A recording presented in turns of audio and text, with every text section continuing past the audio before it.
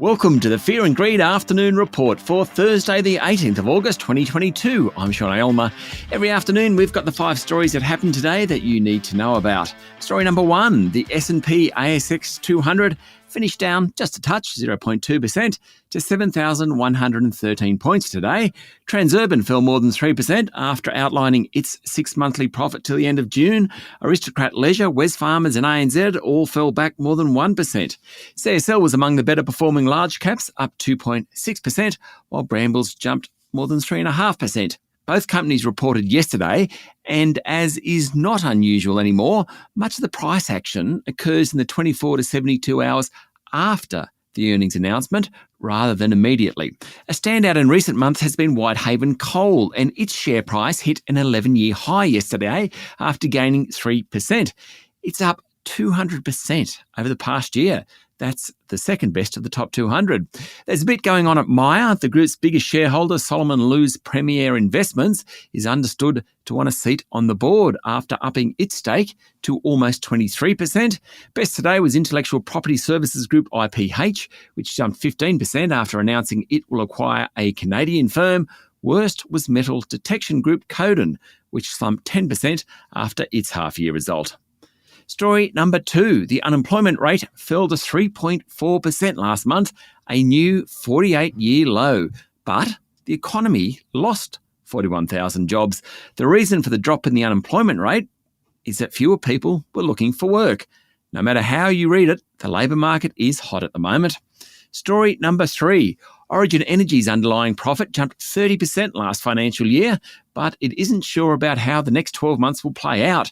Market conditions are too uncertain to provide guidance, the energy giant said, and that sent its share price down 7% today before it finished 2.6% lower.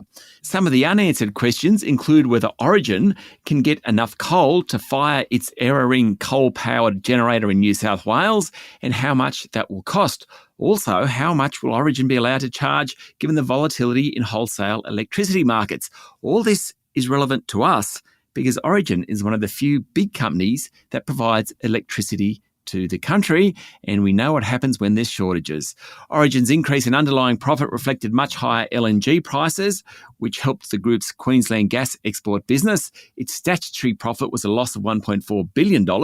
Huge, I know, but that reflected a one-off impairment and capital gains tax expense associated with its $2 billion sale of an interest in Australia Pacific LNG.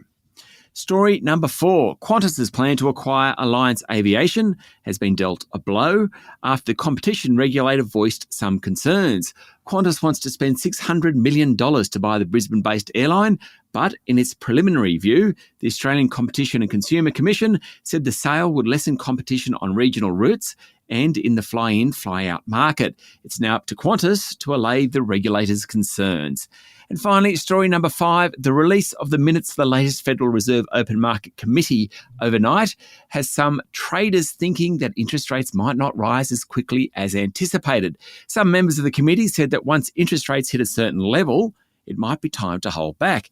No one doubts that rates are rising, but maybe more slowly than over recent months. That helped push Wall Street lower yesterday, somewhat perversely, because you would think lower rates would be good for equities, but investors are worried that lower rates are a sign that a recession is more likely. Confusing? Yes. That's the share market, though.